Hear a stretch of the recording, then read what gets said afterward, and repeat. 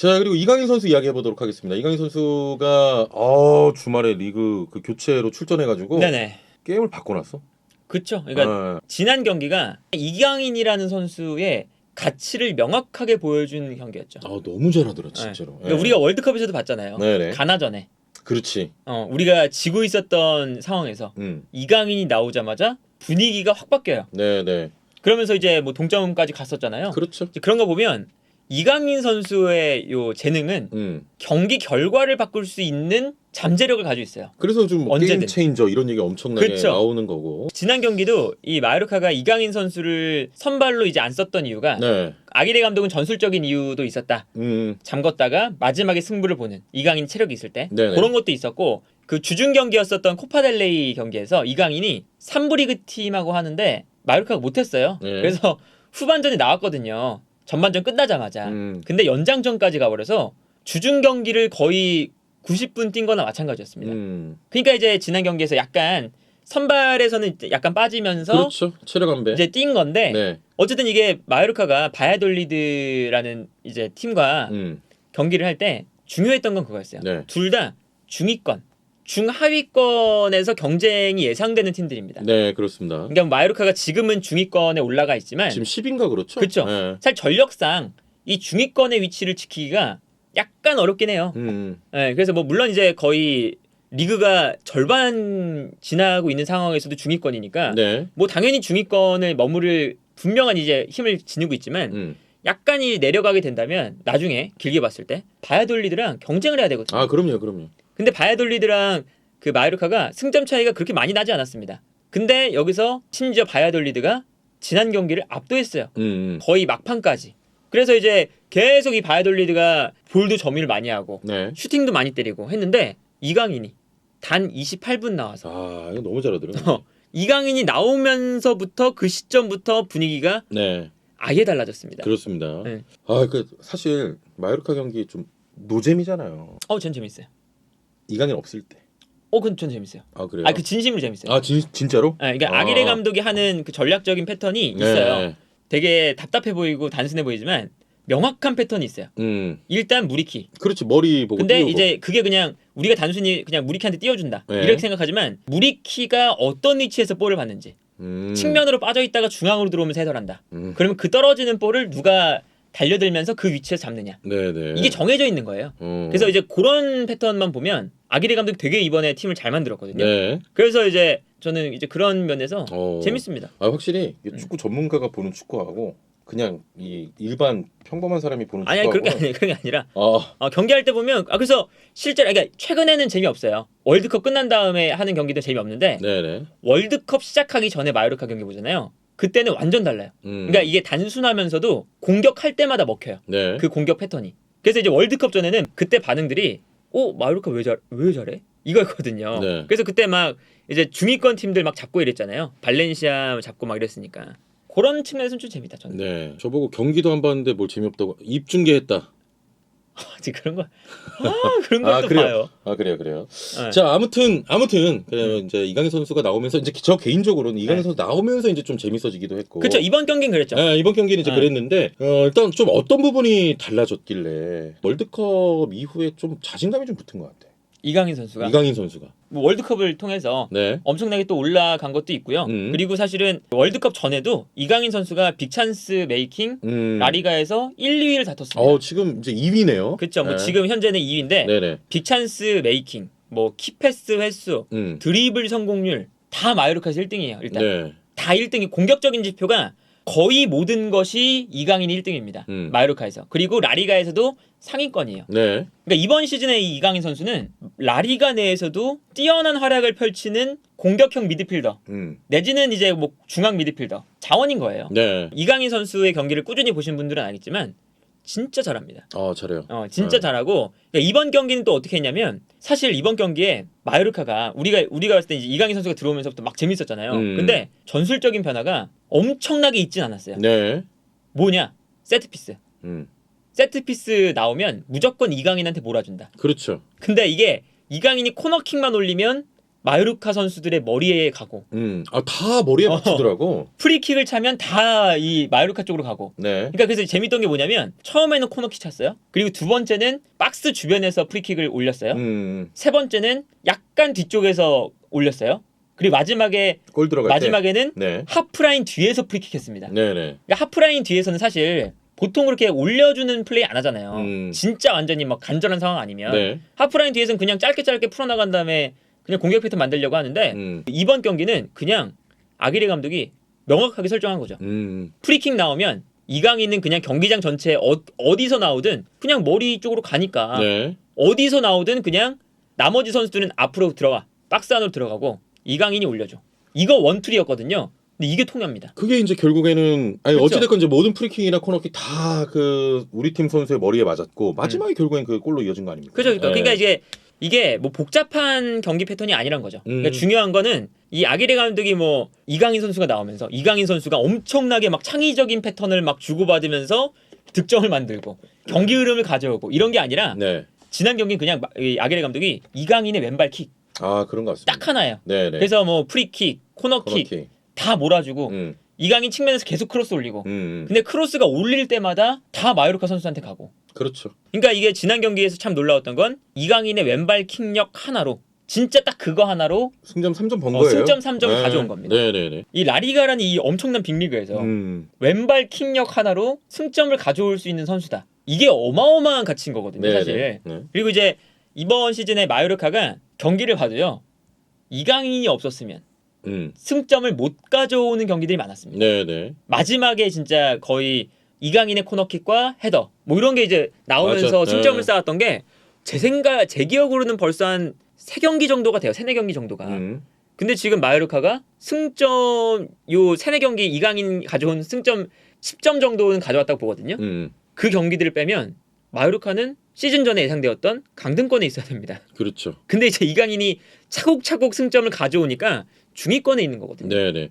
그러면서 이제 라리가 빅찬스 창출 2위의 기록으로 보듯이 이강인 나오면 특히 코너킥 프리킥이면 골 하나 들어갈 것 같다는 느낌 계속 받아. 우리가 사실은 뭐 지난 시즌과 좀 비교를 해보면 약간 지금과는 약간 부족한 부분이 있었잖아요, 사실. 뭐 수비 가담이라든지 주변에서의 압박 능력 그리고 약간 그런 얘기도 있었어. 공을 약간 좀 끄는 거 아니냐. 옛날에. 옛날에. 지난 시즌까지는 그랬죠. 그래서 어떤 게 좀 달라졌을까요, 이강인? 전부 달라졌다고 보시면 됩니다. 전부. 그러니까 우리가 생각했던 뭐 오프 더블 플레이가 부족해. 뭐 수비할 때 압박이 부족해. 아니면 수비로 내려가는 동작이 좀 느려. 네. 세컨 볼을 가져오는 적극성이 부족해. 이런 것들이 다 보완됐어요. 근데 이게 단기간에 그게 되나? 모든 것들이. 그러니까 아기레 감독이 이강인 선수한테 엄청난 은사란 거죠. 맞아요. 커리어상에서. 맞습니다. 그러니까 왜냐면 아기레 감독이 그런 플레이를 원래 좋아해요.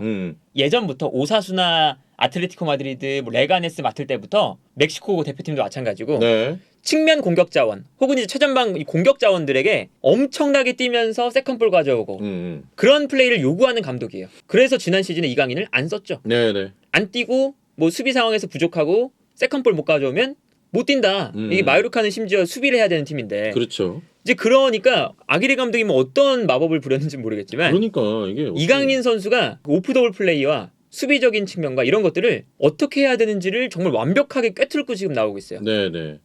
그래서 참 이 아기레 감독이 참 좋은 감독이다. 그리고 약간 몸이 왜소한 느낌을 받았었거든. 네. 몸도 좀 이제 단단해 보여. 그렇죠. 뭐 정말 여름에 네. 노력을 정말 많이 한 것 같아요. 그런 것 애초에. 같아요, 진짜로. 네. 자, 그리고 뭐 전방에서 수비하는 능력이나 특히 가나전 때도 그때 볼 찾아와서 크로스 그렇죠. 올려가지고 조기성이 넣은 거 네. 아닙니까? 그러니까 그 단점들을 극복했다. 네, 이 네. 포인트가 사실은 그 포인트를 극복 못했으면 월드컵 못 갔습니다. 그렇습니다. 그리고 갔다고 해도 이번 월드컵 같은 그렇지. 임팩트를 못 보여줬어요. 그렇죠. 그러니까 벤투 감독이 9월 달까지 이강인을 안 뽑았던 이유가 합리적인 이유가 있었어요. 그러니까 그 약간 뭐 수비적인 부분이나 이런 문제가 그쵸? 있긴 했었잖아요. 사실은. 수비적인 부분, 뭐 아까 볼 끈다 이것도 마찬가지고 네네. 그런 것들이 다 있었거든요. 그러니까 벤투 감독도 열심히 뛰면서 나상호처럼 혹은 뭐 손흥민처럼 황희찬처럼 네. 계속 스위칭하는 선수들을 좋아하는데 그게 안 됐었잖아요.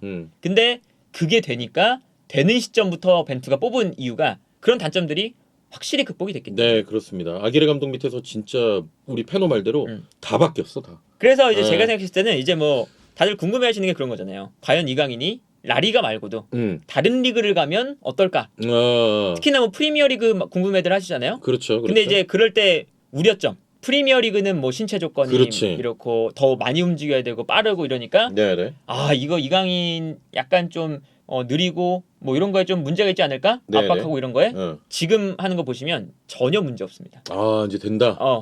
프리미어리그도 사실 전혀 문제가 없을 정도의 플레이를 보여주고 있다. 사실 그런 걱정들은 좀 있었거든. 프리미어리그 가면 약간 좀 안 맞을 것이다. 그쵸. 뭐 경기 밀릴 템포 것이다. 뭐 이런 것도 있고 압박에 대한 문제도 있고 하는데 지금 이강인 선수가 어떤 수치를 보여주고 있냐면요. 마요르카 내에서 볼 경합 횟수가 가장 많은 선수가 이강인이에요. 네네. 그러니까 그 볼 경합 횟수라는 건 상대가 볼을 가졌을 때 붙어주니까 볼 경합이 되는 거거든요. 네네. 그만큼 이강인이 중앙이든 측면이든 뭐 어떤 위치에 있든 계속 달려들면서 압박을 하고 있다는 거예요. 네. 실제로 이제 그렇기 때문에 이 마요르카의 전술에서 이강인 선수가 마요르카에서 가장 체력적으로 많이 소모가 되는 역할을 맡고 있습니다. 이 측면 미드필더를 맡고 있거든요. 네. 근데 이 역할이 마요르카의 수비에서 가장 중요한 역할이에요. 그런데 이제 아기레 감독이 괜히 이강인을 그 자리에 두는 게 아니죠. 수비적인 측면이 정말 발전을 했습니다. 그렇습니다. 그래서 저는 이제 프리미어리그 가도 사실 별 문제 없다. 아니 지금 저 이강인 선수가 지금 많은 또 이적설과 좀 연루가 돼 있잖아요. 많이 엮여 있는데 뭐 뉴캐슬도 그렇고 번리 페이노르트 또 특히 그 모레토 기자. 그래도 이 기자가 라리가 쪽에서는 그래도 꽤나 좀 공신력이 있는 기자로 그쵸. 예. 들리긴 하는데 아틀레티코 마드리드 소식은 1인자고요. 아틀레티코 마드리드. 예, 그리고 전반적인 라리가 소식은 이제 공신력이 높다. 높다. 그 이제 정도의 수준의 기자입니다. 갑자기 이제 아스톤 빌라 얘기를 하더라고. 네네, 이제 뭐 구체적인 오퍼는 없다. 전체 팀 중에 그래도 아스톤 빌라에서 좀 관심을 보이고 있다. 이런 좀 보도가 나왔는데 어때요? 아스톤 빌라 가면 괜찮을까 이강인이? 어울립니다. 어울린다. 에메리 감독의 전술과 매우 어울려요. 에메리 감독도 약간 측면에 있는 선수가 이렇게 안쪽으로 파고드는 거 좋아하지 않나? 그렇죠. 그러니까 이제 비아레알 생각해 보면 딱 명확하게 비슷한 선수가 있어요. 로셀소. 네네. 로셀소가 오른쪽 측면 미드필더로 나왔거든요. 4-4-2인데. 네네. 왜 이렇게 나오느냐? 그 에메리 감독이 좌우 측면에 중앙지향적인 측면 미드필더를 배치해요. 근데 왜 그러냐면 측면에는 중앙지향적인 선수 그리고 최전방 투톱에는 오히려 측면지향적인 선수를 배치합니다. 그러면은 이제 최전방에서 양쪽으로 공간 만들어 뛰어가고 측면에 있던 선수가 안으로 좀 가는 형태. 맞아요. 딱 그런 형태를 취하거든요. 네네. 그걸로 비아레알에서 바이에른 뮌헨 꺾었죠. 그리고 지금 아스톤 빌라에서 그런 플레이를 통해서 지금 꽤나 좋은 성적 보여주고 있어요. 그리고 지금 나오고 있는 아스톤 빌라의 명단 보면은 최전방에 베일리라는 선수가 있어요. 네네. 레온 베일리. 이 선수가 원래 측면 공격수입니다. 근데 최전방 투톱의 한 자리에 나와요. 반면에 좌우 측면에는 부엔디아, 공격형 미드필더 혹은 맥긴, 중앙 미드필더 이런 선수들이 오히려 측면에 나와요. 이제 그러다 보니까 앞쪽에 있는 베일리 그리고 이제 와킨스라는 공격수가 있는데 이 선수도 측면에서 뛰거든요. 이 두 선수가 측면으로 벌려주면 이때 부엔디아나 맥긴이 중앙으로 들어와서 침투하거나 패스를 뿌려주거나 이런 플레이들을 합니다. 딱 이강인이죠. 지금 이강인은 뭐 측면에서 뛰기도 하고 중앙에서 뛰기도 하니까. 그렇죠. 그러니까 이강인 선수가 지금 마요르카에서 하는 거랑 똑같아요. 마요르카도 지금 5-4-1 전형 쓰는데 이때 이강인을 측면에 두는 이유가 수비할 때는 측면에 있고 공격할 때는 순간적으로 중앙으로 들어와서 볼 뿌려주거나 전방에 있는 무리키에게 세컨볼 찬스 만들어주거나 크로스 올려주거나 이런 플레이 해라. 요거거든요. 그러니까 아스톤 빌라 가면 맞는 것 같은데? 별 무리 없이 지금 소화할 수가 있는 상태예요. 네네.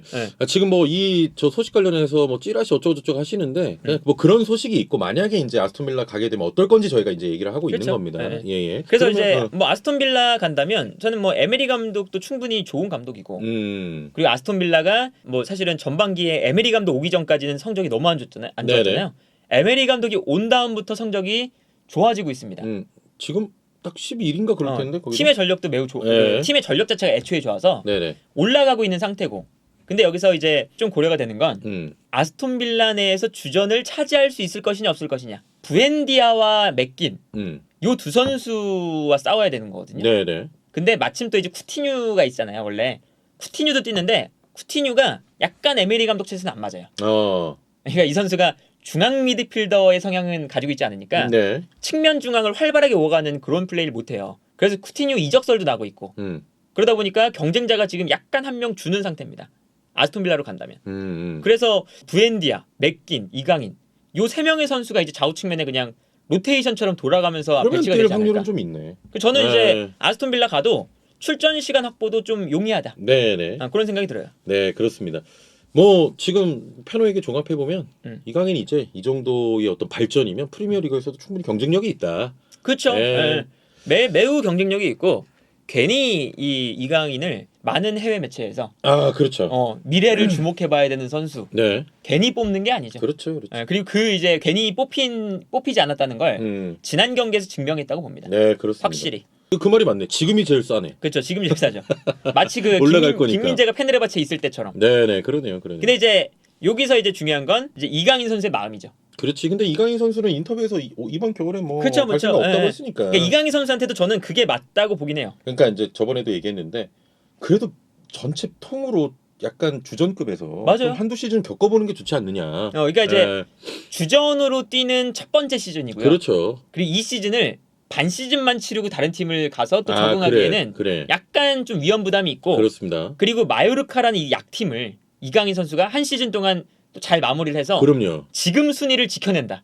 이러면 당연히 마요르카를 2순위에 올려놓은 선수가 몇 명 안 돼요. 네네. 이강인, 무리키, 그리고 골키퍼인 라이코비치. 네. 요 정도거든요. 그러면 이강인 선수의 가치가 올라가지. 더 어마어마하게 올라갈 수 있다. 제가 생각했을 때 이강인의 베스트는 이번 시즌을 잘 마무리하는 거. 이적하더라도 이번 시즌 마무리하고 그렇죠. 가치가 올라갔을 때 이적하는 거. 그렇습니다. 이게 중간에 가는 건 좀 아닌 것 같고 원래 이제 많은 분들이 또 강등으로 예상하셨는데 지금 올려놨잖아 많이. 맞아요. 그러니까 이렇게 좀 잘 마무리하고 이적이라고 하면 그 이후에 좀 판단하는 게 좋을 것 그쵸. 같습니다. 예.